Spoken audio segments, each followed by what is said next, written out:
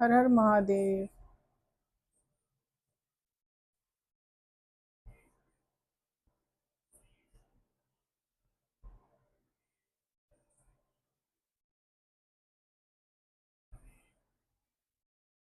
पता है घर में कलेश हो रहा होता है, लोगों को समझ में नहीं आता उनके साथ ये सब क्यों हो रहा है ना। कारण तक जाने की लोग सोचते भी नहीं है। आपका घर नहीं बन रहा है या घर प्लॉट ले लिया है, ये प्लॉट भी नहीं ले पा रहे हैं, और जिस मकान को बेचना चाहते हैं वो भी नहीं बिक रहा है। परेशानियां खड़ी हो रही हैं, गृह कलेश खत्म नहीं हो रहे हैं। ये सब परेशानियां इसी वजह से होती हैं कि आपकी बड़ी संतान कोई कर्ज लेकर आपके परिवार में शामिल हुई है। ठीक है। सबसे ज्यादा अगर प्रभाव पूरे परिवार पर किसी का पड़ता है तो वो है बड़ी संतान का।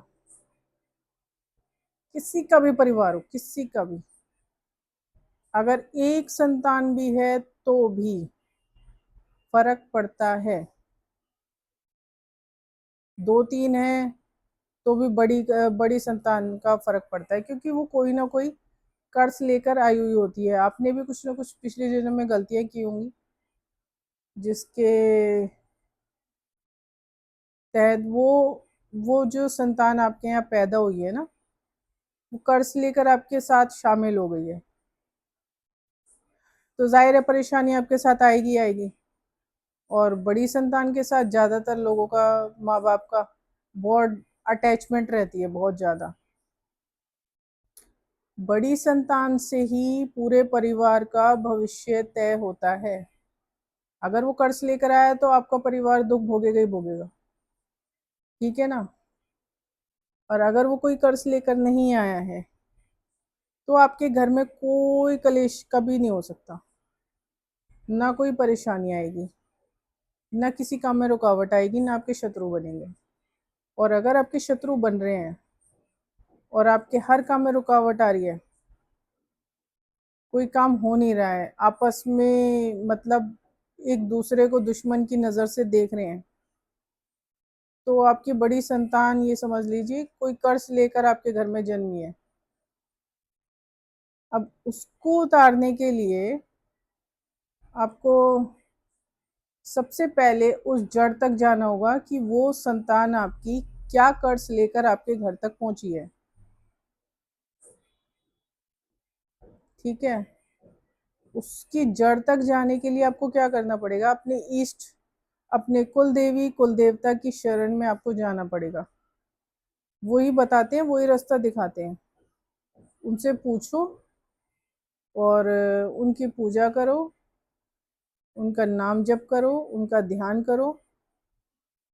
बड़ी संतान से जो अटैचमेंट है ना, उसको डिटैचमेंट में बदल दो।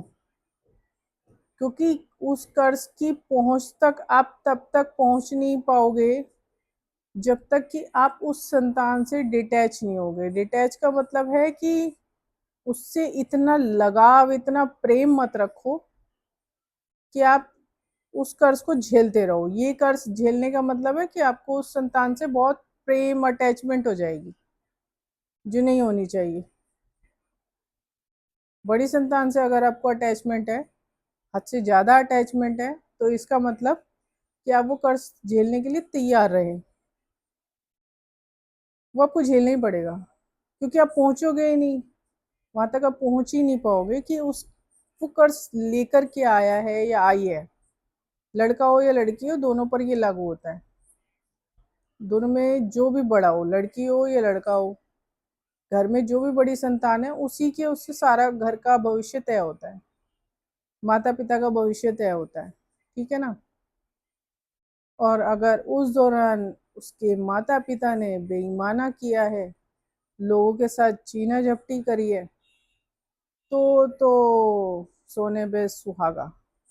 ये समझ लो आपने उस कर्ज को और बढ़ावा और शक्ति ऐसी प्रदान कर दी है कि अब आपको भुगतने से कोई नहीं रोक सकता।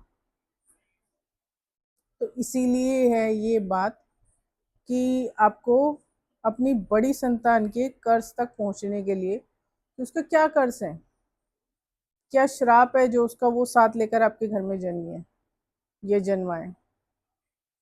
उस तक आपको पहुंचना होगा। उस तक पहुंचने के लिए काफ़ी काम करने पड़ते हैं, बहुत काम करने पड़ते हैं, बहुत मेहनत करनी पड़ती है।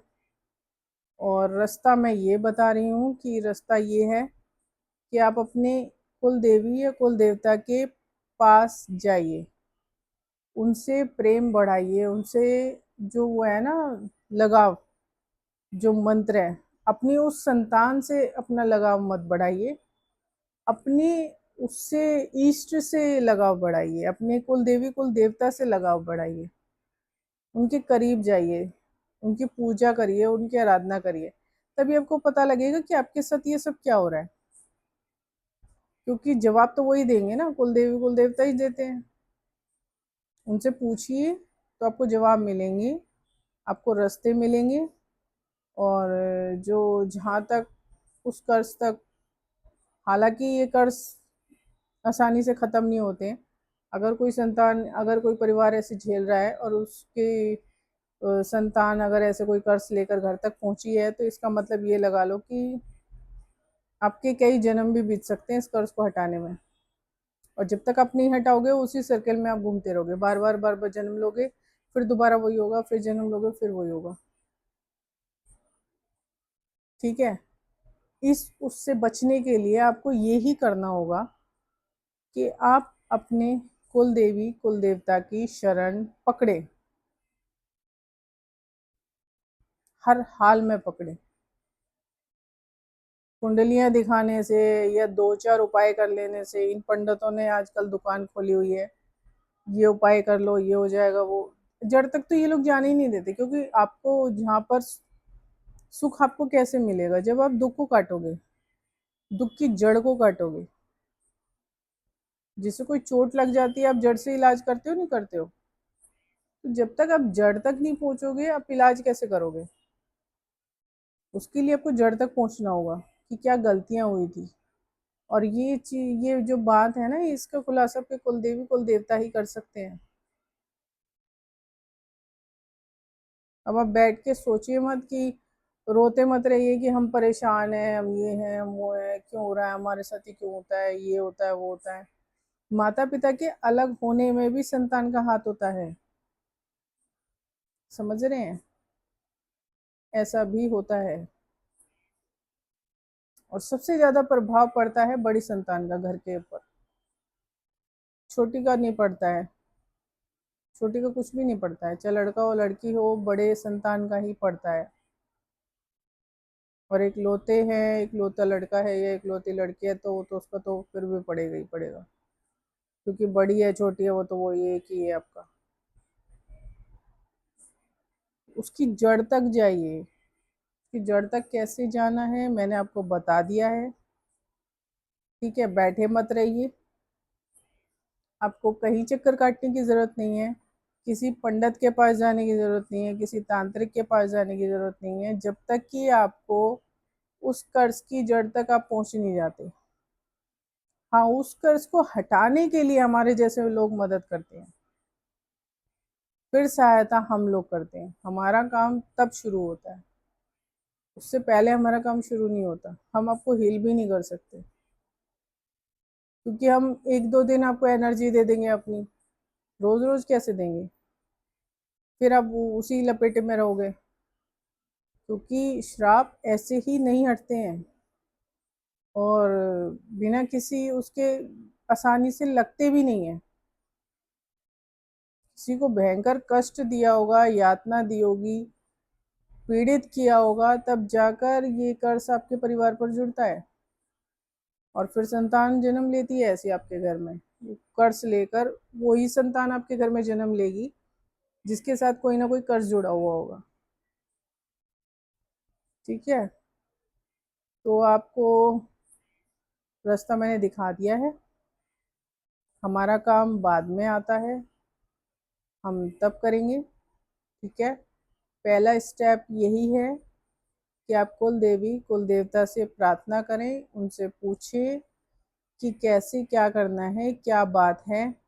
जो ऐसे ऐसे परेशानी चल रही है, ठीक है। तब तक कोई उपाय ना करें, क्योंकि बेकार जाएंगे, आपकी मेहनत बेकार है, आपका पैसा बेकार जाएगा। अंडे पंडों के चक्करों में पड़ के ये मंत्र करवा लो, वो जाप करा लो, ये करा लो, वो करा लो, इन चक्करों में मत पड़िए। लोग बहुत चीजें कर लेते हैं इन लोगों के चक्करों में पड़ के। ये लोग आपको ना उस जड़ तक पहुंचने ही नहीं देंगे कि आपकी परेशानी खत्म हो जाए। ये लोग ऐसे ही करते हैं, फिर इनकी दुकान कैसे चलेगी। मेरा काम ये नहीं है। मैं कोई केस जब पकड़ना चाहूंगी जब आप उस जड़ तक पहुंचोगे।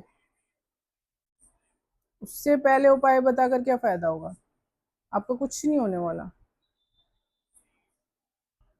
और जब तक आपको ये पता ना लग जाए ना, तो सबके साथ अच्छा व्यवहार करिए, नम्र रहिए, विनम्र रहिए। कोई अपना नया कर्मा क्रिएट ना करें तब तक के लिए, क्योंकि आपको पता लगने में ये चीज़ें बहुत परेशानी देंगी। कि आप अगर दिन प्रतिदिन के मतलब लोग छोटी मोटी गलतियां कर देते हैं, वो तो चलो हो जाती हैं। ज़्यादा से ज़्यादा कोशिश करें कि झूठ ना बोले, किसी के पैसे ना रखें और किसी को धोखा ना दें। ये कोशिश करें, और उसके बाद ही आप उस कर्ज की जड़ तक पहुंचेंगे। जब तक आप ये काम नहीं करोगे तब तक नहीं होगा। कोई कुल देवी कुल देवता आपको उस जड़ तक नहीं पहुंचने देंगे, नहीं पहुंचाएंगे जब तक आप ऐसे नहीं बनते हो। कोई भी देवी देवता गलत नहीं करते हैं, चाहे कोई भी शक्ति हो, ठीक है। तो इसके लिए आपको अच्छा इंसान बनने की कोशिश करनी चाहिए। कोशिश तो करो, ठीक है। बनावटी नहीं, अंदरूनी कोशिश करो, सोल के जरिए कोशिश करो। अच्छा बनो, अच्छे इंसान बनो। जो टॉक्सिक लोग हैं ना, जो नेगेटिविटी फैलाते हैं, उनसे दूर रहो। जब तक अपने अंदर नहीं झांकोगे, अपने उस पर ध्यान नहीं दोगे, आप उस कर्ज तक नहीं पहुंचोगे। तो प्रॉब्लम आपकी कटेगी ही नहीं। कितने भी दान करते रहो, फिर कुछ लगने वाला नहीं है। क्योंकि जब कर्ज साथ में चलता है ना, तो फिर दान भी नहीं लगता। तो आपको ये करने की ज़रूरत है, ठीक है। जैसा मैंने कहा है वैसा करिए, आपको ज़रूर फ़ायदा पहुंचेगा। उसके बाद हीलर के पास चलिए, क्योंकि हमारा काम तब शुरू होता है, ठीक है। हम नहीं पहुंचाएंगे, हमें पता भी होगा ना, हम तब भी नहीं पहुंचाएंगे। हम इसलिए नहीं पहुंचाएंगे क्योंकि हम आपका जो कर्म है अपने साथ जोड़ना नहीं चाहेंगे। कोई भी हीलर जोड़ना नहीं चाहेगा। तो सबसे पहले हीलर का यही नियम है कि हम आपको गाइड करते हैं कि आप अपने कर्ज तक, अपनी प्रॉब्लम तक आप पहुंचो, जड़ तक पहुंचो। फिर उसके बाद हमारा काम होता है। अगर हमने बता दिया तो वो कर्म हमारे साथ भी जुड़ जाता है। तो इसलिए हम बताते नहीं हैं, हम चुप ही रहते हैं, ठीक है। आपके कुल देवी देवता बताएंगे, उनका तो कोई प्रॉब्लम होगी नहीं, क्योंकि वो तो है ही इसीलिए आपकी प्रॉब्लम को बताने के लिए, आपके सारे सोल्यूशन देने के लिए, ठीक है ना। तो उनसे पूछिए, वो ज़रूर हिंट देंगे, ज़रूर इशारा करेंगे, ज़रूर रास्ता दिखाएंगे। और उस रास्ते को गाइड करने के लिए हमारे जैसे लोग हैं। फिर हम बैठे हैं, आपको कब क्या करना है फिर हम हैं। बाकी तब तक आपको खुद ही चलना पड़ेगा, हम नहीं बताएंगे। मैं क्या, कोई हीलर नहीं बताएगा। हम कर्मा नहीं जोड़ना चाहते अपने ऊपर, अपने साथ, बिल्कुल भी नहीं। क्योंकि बहुत मेहनत होती है, बहुत लगन से बनते हैं। हम अपनी मेहनत ऐसे वो नहीं करेंगे, ठीक है। तो कोशिश करिए जो मैंने बताया है। अभी के लिए इतना ही। हर हर महादेव।